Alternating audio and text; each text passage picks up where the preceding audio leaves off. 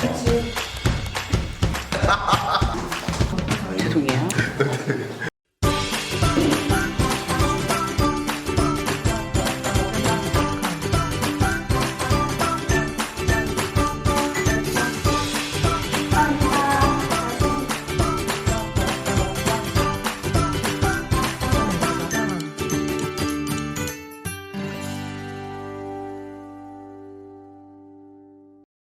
최신 그 트렌드 중에 경알못이라는 단어가 나왔어요. 네. 경제를 알지 못하는 사람을 이제 경알못이라고 하는데, 경알못. 이 용어가 나왔다는 얘기는 경제를 알지 못하지만 경제에 관심이 있다는 뜻이거든요. 네. 그러니까 경제를 알고자 하는 사람이 많아진 거예요. 자, 이렇게 50년대부터 2000년대까지를 쭉 훑어봤더니 학생들을 가리키는 사람의 입장에서 굉장히 중요한 레슨을 몇 개 얻을 수가 있어요. 네. 그 중에 하나는 네. 환경이든 보건이든 안전이든 교통이든 이런 것과 관련된 직업들이 많았잖아요. 네. 그런 것들과 관련된 직업들이 생길 때 네. 바로 처음에 그게 직업이 생기면서 그거와 관련된 자격증이 처음에 만들어지는 경우도 있지만 네.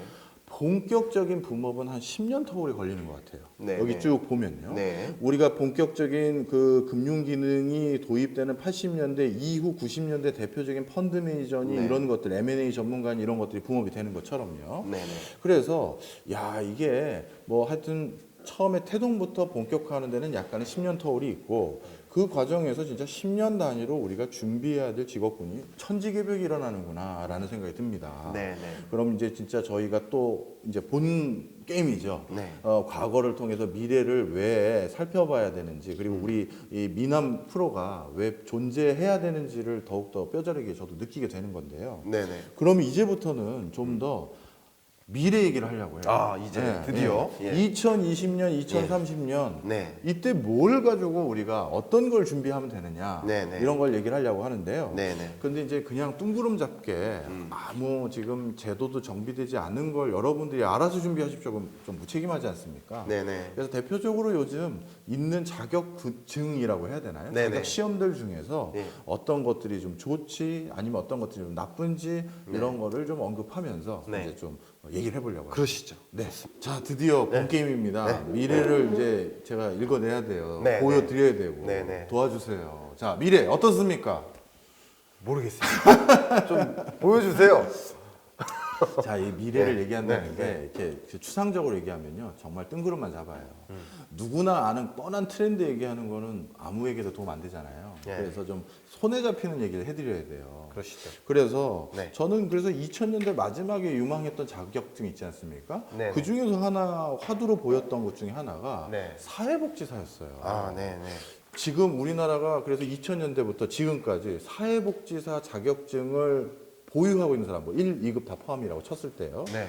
몇 명이나 될 것 같으십니까? 네, 놀라시죠? 놀랐어요. 84만 명입니다. 그런데도 아직 많은 분들이 사회복지사 자격증에 굉장히 높은 관심과 열의를 보이고 있어요. 고령 사회에 진입한 수많은 나라들이 있는데, 이 고령 사회, 고령화 사회에 진입한 이후에 이게 아마 제가 기억에 2000년에 진입했어요. 그리고 고령 사회, 고령화에서 고령 사회로 진입하는데 약 18년 걸린 거죠. 근데 다른 나라들은요, 이 기간이 30년, 40년 이래요. 허허. 이게 무슨 말이냐면 우리나라는 그 어떤 나라보다 고령화 속도가 빠른 나라라는 거예요. 그러면 이런 관점에서 그냥 고령사회, 고령화사회 이런 얘기 많이 하지만 이게 엄청난 속도로 진입하고 있고요. 역시 많은 기업들이 고령사회에 진입한 많은 국가들의 기업들을 보면 그게 여실히 드러나는데 이미 시니어 비즈니스에 집중하고 있습니다. 역시 이런 관점에서 이 사회복지사라는 자격, 이 고령자가 많아지는 이런 네. 사회에서 사회복지사라는 자격, 굉장히 중요한 역할을 할, 이게 유망하다 유망하지 않다 이런 걸 다 떠나서 굉장히 중요한 역할을 수행하는 자격자다라고 생각을 합니다. 지금 큰 트렌드를 말씀을 해주셨어요. 그러니까 이렇게 고령화 사회, 고령 사회, 초고령 사회로 넘어가는 과정에서 우리가 어떤 직업이 유망하려면 그 직업에 그 종사했었을 때 나의 소비자들, 수요자들이 많아졌을수록 당연히 그 직업군의 자격증이나 이런 걸 점점 세분화되는 게 통상적이거든요. 근데 이제 그 초고령 사회 진입을 앞두고 있는 이 시점에서 당연히 항원자들을 대상으로 한 많은 새로운 자격증을 유망할 수밖에 없고요. 그 과정에서 가장 선두주자로 주목받았던 국가 공인 자격증 중에 하나가 사회복지사입니다. 근데 많은 분들이 사회복지사에 실질적인 관심을 보이는 이유가 몇 가지 더 있는데요. 좀 또 한 가지 말씀드리면 말씀해 주십시오. 네. 가장 쉽게 취득할 수 있는 자격증이기 때문이에요. 네. 통상적으로 자격증을 하나 가지려면 공부를 다 한 다음에 뭐 해야 됩니까? 시험 봐야죠. 그다음 시험 본 다음에 또 뭐 해야 되냐면 어떤 자격증은 실기를 해야 돼요. 직접 가서 내가 할 수 있다, 뭐 프로그램을 할 수 있다, 이걸 다 해야 되는데 사회복지사는 쉽게 얘기해서 교육을 받아서 그 교육을 이수한 사람에게는 주는 자격증이다라고 생각하시면 아주 쉽게 이해할 수가 있어요. 그러다 보니까 우리 무려 84만 명이나 되는 이 어마어마한 숫자의 사람들이 쉽게 한 분야의 전문직을 종사하면서 국가에서 인증하는 자격을 바탕으로 활동할 수 있는 기초가 되는 게 바로 이 사회복지사입니다. 자, 그러면 여기서 또 한 가지 의구심을 가지시는 분이 있어요. 84만 명이나 땄으면 뭐 이거 다 딴 거 아니냐, 여기서 뭘 누가 더 따냐, 이렇게 오해를 하는 경우가 있는데 이거는 아까 트렌드로 일단 그렇지 않을 가능성이 있다는 게 하나 또 있고요. 또 한 가지는 이 자격증은요, 저는 이런 분들을 많이 봤어요. 진짜 내가 어디 가서 이 사회복지사 자격증을 가지고 그 사회복지사로서 활동하려는 목적이 아니라 요거는요, 내가 내 부모를 모실 때도 사용할 수가 있어요. 우리 부모님에 대해서 내가 뭔가 좀 케어를 해야 되는 상황이 있는데 국가에서 공인한 사회복지사를 불러주십시오가 아니라 바로 내가 그 라이센스가 있어요. 그러니까 나한테 입금을 해주시면 내가 내 부모는 케어하겠습니다가 가능한 거예요. 그러니까 나의 부모님을 내 스스로 다른 사람의 손 빌리지 않고 케어를 받으면서 국가 혜택도 동시에 받을 수 있는 거니까 저는 이렇게 생각하고 싶어요. 나의 부모님에 대한 노후를 내가 좀 체계적으로 관리하기 위해서, 그리고 물론 사회적인 트렌드에 대비하기 위해서, 그리고 합격 가능성도 굉장히 높은 자격증. 저는 그래서 모르겠습니다. 뭐 갑자기 로봇이 등장해서 대체하는지 그런 건 우리가 감히 알 수는 없지만 적어도 이런 추세들을 고려했었을 때 당분간은 우리가 관심을 꾸준히 둘 필요는 있는 자격증 중에 저는 우선순위를 꼽아요. 특히 또 같이 우리 미남 시청하시는 분들이 주목하셔야 되는 건 우리나라 같은 경우는 이제 고령사회로 접어들면서 초고령 사회로 접어들면서 이 사회복지사를 중심으로 한 실버 계층을 대상으로 한 자격증이 지금 뭐 메이저 자격증은 국가공인으로 한 열 몇 개를 꼽을 수가 있긴 있어요. 그런데 일본은 200개가 넘습니다. 우리보다 먼저 진행된 곳은요. 그래서 조만간 우리 사회에서도 이 초고령 사회를 대비한 자격증이 전부 다 세분화될 거예요. 아까 시대별로 우리가 자격증 얘기 잠깐 했었을 때 처음에 금융산업이 태동했을 때는 우리 학창시절에 유행했던 자격증 기억하세요? 금융 3종 세트라고 불렀던 거. 뭐 뭔지 아시죠? 말씀해 보십시오. 증권 투자 상담사, 또 파생 상품 상담사. 하나가 뭐였더라? 헷갈리네. 기억이 잘 안 납니다. 뭐 하나가 또 있어요. 뭐가 있습니다. 그렇게 3개가 있었는데 그 전에는 그게 3종이 아니었어요. 어땠습니까? 하나였어요. 근데 3개로 분화된 거고요. 지금은 6, 7개로 또 분화됐어요. 권유 대행인이 있고 대리인이 있고 그 윗단계가 또 있거든요. 그렇습니까? 무슨 얘기를 드리고 싶은 거냐면 이쪽 분야도 앞으로 복지, 실버 분야도 자격증은 점점 세분화될 것이다. 그런 과정에서 이런 자격증들을 따는 가장 좋은 시점은 언제냐면요. 1회입니다. 1회. 1회 시험이 제일 쉬운 점이 있어요. 왜냐? 범위가 많지 않고요. 자격 요건 중에서 어떤 요소를 강화해야 되는지에 대해서 아주 완비가 돼 있지 않아요. 그래서 1회가 쉬운 점이 하나 이거고, 그래서 어떤 자격증을 국가에서 처음 시작한다라고 하면 1회를 준비하시는 게 좋은데, 그런데 1회는 어려운 점이 딱 하나 있어요. 뭐냐? 관련 책이 없어요. 사실 1회가 시험 문제는 제일 쉬운데 범위도 적고요. 과목도 적을 가능성이 많은데 문제는 그걸 공부하는 시험 교재가 없는 거예요. 자, 여러분 1회를 준비하십시오. 단 교재는 없습니다. 참 안타깝죠. 자, 그 다음에 또 이제 요즘 트렌드 중에서 제가 보기에는 향후 한 10년에서 15년은 이어질 것 같아 보이는 분위기가 뭐냐면 직업에서 네. 바로 공공 부분 직업에 대한 선호 현상이에요. 그렇죠. 지금 불확실성이 너무 높아지고 민간 부분에서 새로운 고용도 없고 네. 또 기존에 고용된 사람들은 구조 조정되는 가능성이 너무 높기 때문에 네네. 지금 어떤 현상들이 생기냐면요. 제가 살고 있는 세종시에서도 네. 못 보던 새로운 그 개방직 공무원이라고 해서 네. 외부의 경력 가지고 이제 임용되는 공무원분들이 꽤 계세요. 그렇죠. 그리고 아니면 그냥 말 그대로 5급이든 7급이든 공무원 시험을 봐서 신입으로 제가 주무관입니다. 명함 주관이 네. 받거니 하는 분도 있잖아요. 네. 그런데 연배가 좀 있으신데 네. 말투를 나눠보면 뭔가 사회생활을 해본 말투예요. 해본 말투. 그러면 제가 이제 그 주무관님이나 사무관님께 슬쩍 물어보죠. 주무관님, 사무관님, 저 어디 좀 회사를 좀 다니셨던 그러면 저 뭐 S그룹에 있었습니다. 뭐 H그룹에 있었습니다. 그런 거예요. 그러면서 제가 그랬죠. 아니 그 S, 그 H, 그 L 또 다른 S 굉장히 선호하는 우리 취준생들이나 많은 사람들이 선호하는 그 회사인데 네. 아니 그 회사를 중간에 그만두시고 완전 경력 트랜스퍼를 하셨네요 라고 물어보면 네. 이유는 딱 하나예요. 요즘은 공공부문 직업이 더 좋아 보였어요. 그분 네, 딴에는 네, 그분 네, 딴에는 네. 그만큼 지금 한 축에서 굉장히 선호하는 직업을 선택했다 하더라도 공공부문으로 이직하는 분들이 많아요. 많죠. 네. 그리고 우리 대학생들은 더 말할 것도 없고요. 네. 자 그런 과정에서 우리 공기업이라고 부르는 분야에 네. 우리 선호도가 앞으로 굉장히 높아질 것 같은데요. 높아지겠죠. 네. 요거와 관련돼서 요즘 특히 공부하실 때 주목받고 있는 시험이 한 두어 가지 있어요. 뭐냐 하면 하나는 환경 테셋이라는 거하고 매경 테스트라는 거예요. 네. 두 시험은 좀 아시잖아요. 잘 알고 있습니다. 어떤 시험인지 좀 소개를 좀 해주시죠. 어쨌든 네. 지금 최신 그 트렌드 중에 경알못이라는 단어가 나왔어요. 네.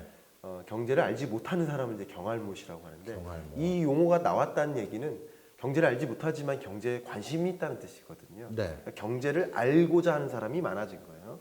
특히 그런 관점에서 공공기관이나 기업들, 금융권 이런 모든 고용주 입장에서 이 경제 돌아가는 게 굉장히 불확실하고 모호하고 모르니까 인재를 채용하더라도 네. 그 돌아가는 걸 잘 아는 사람을 찾고자 하는 거죠. 경제 돌아가는 것을 정확하게 이해하고 그 안에서 전략적 기획을 해 나가는 거예요. 그래서 지금의 경제적인 여건을 조금 어려운 표현으로 인플렉션 포인트, 변곡점이라고 합니다.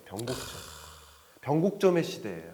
그러니까 경제가 어디서 어디로 흘러갈지를 면밀히 주시하는 준비가 필요하고 준비하는데 이 미래를 보여주는 남자 미남이 좀 중요한 역할을 좀 해주셨으면 하는 생각도 들지만 어쨌든 기업 입장에서는 네. 스스로 경제를 들여다보고 경제를 잘 설명하고 그 안에서 전략적인 방향성, 그 안에서 마케팅 기획, 그 안에서 수출 계획 이런 것들을 하는 인재를 필요로 하는 거죠. 그러면 누가 그런 것들을 잘 보고 있는지를 증명해야 되는데 어쨌든 영어를 잘하는지를 확인하기 위해서 토익을 테스트하는 것처럼 그러니까 토익을 뭐 비방하는 사람들이 비판하는 사람이 많이 있는데 그럼 토익 이외에 다른 방법이 뭐가 없잖아요. 그런 것처럼 경제를 잘 알고 있는지 여부를 판단하기 위해서 경제 읽어주는 남자 책을 읽었는지 여부를 사인 받아 온다든가 그런 방법도 좋을 거예요. 예. 그런데 그거 말고 공인된 인증이 필요할 텐데 그 방송이 끝날 때쯤 이제 점점 조바심을 내고 계십니다. 네, 제가 왜 한번 보여드릴 수밖에 없네요. 왜 내 책 소개를 안 하는 거야? 아이고 근데 참나. 어쨌든 경제를 네. 잘 알고 있는지 여부를 보여줄 수 있는 나름 공인된 인증서 그게 바로 지금 말씀하신 두 가지 테스트라고 볼 수 있겠죠. 중요한 말씀하셨어요. 그래서 실제 지금 많은 대기업들이 승진 시험 내지 입사 시험의 가산점으로 이걸 활용하고 있는데요. 대표적으로 동부그룹 같은 경우는 부장 승진 시험이 이 시험 중에 하나를 채택을 했었어요. 제가 그래서 동부그룹 그 부장 뭐 승진 대상자들 대상 한동안 강의를 했었던 적이 있었거든요. 그래서 우연히 알았고요.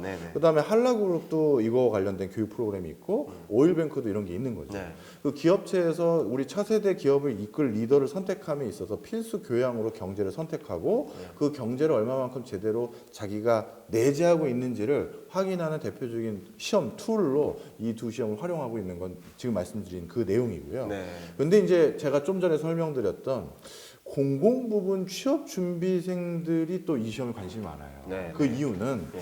공기업에서 이 두 시험을 활용하는 곳은 없습니다. 없습니다만 공기업 내가 예를 들어서 특히 금융공기업이나 아니면 은행권, 뭐 거의 은행은 그 국가 소유인 게 많기 때문에 국가 직접 간접적으로요. 네. 그러니까 거의 공공기관 성격을 많이 띠고 있는데 이 두 곳에 입사 시험을 준비할 만한 자가 테스트 수단이 없잖아요. 네네. 그런데 공기업의 시험 범위와 네. 은행권의 시험 범위와 이 환경 테스트과 매경 테스트의 시험 범위 수준이 거의 유사해요. 유사. 물론 우리 흔히 공기업 준비생들은 다 알지만 A매치라고 하는 7, 8개 그 뭐 한국은행, 금감원, 뭐 수출입은행 이런 데는 좀 수준이 더 높지만 그거보다 좀 밑에 단계거나 아니면 내가 이제 공기업 준비를 처음 할 거야라고 하면서 엔트리 레벨로 처음 선택하는 자가학습의 툴로 이 두 시험을 굉장히 많이 보더라고요.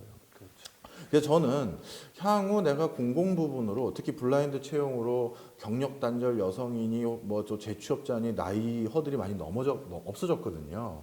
그런 분들도 내가 뭔가 공기업 준비도 해가면서 경제 전반의 이해를 좀 도모해보는 그런 훈련을 해본다라고 하면 저는 그냥 어떻게 보면 교양 삼아 이 시험을 좀 준비하면서 토익처럼 점수를 하나씩 올려보는 것도 나쁘진 않아 보여요. 네. 근데 여기서 주목할 게 또 하나 있습니다. 그러면 이 트렌드가 계속 갈 것이냐? 사실 그건 또 아니에요. 우리가 공공 부분에 대한 취업 선호도는요. 지금 일본은 완전히 없어져 버렸어요. 네. 일본이 인구 구조상 우리보다 한 10에서 15년 정도 앞서가거든요. 네. 근데 일본에서는 우리나라에서 가장 취준생들이 선호하는 직업인 공무원 선호가 최하위예요. 네. 공무원이 일본에서는 일만 많고 박봉이라는 거예요. 그리고 내가 이제 공무원이 아니더라도 밖에 가서 얼마든지 민간 부분에서 잡을 쉽게 얻을 수 있는데 뭐하러 내가 그렇게 많은 과목을 1년 이상 그 시간 써가면서 공부하느냐가 대세가 돼버렸어요. 일본처럼 청년이 완전 고용 상태가 되고 실업률이 많이 떨어져 버린 상황이 돼버리면 공공 부분 취업이 다시 저조하게 됩니다. 그래서 이 공기업 취업에 대한 붐도 향후 저는 짧게 보면 한 7, 8년, 길게 보면 한 10몇 년 지난 뒤에는 많이 사그러들 것이다라는 게 제 전망이에요.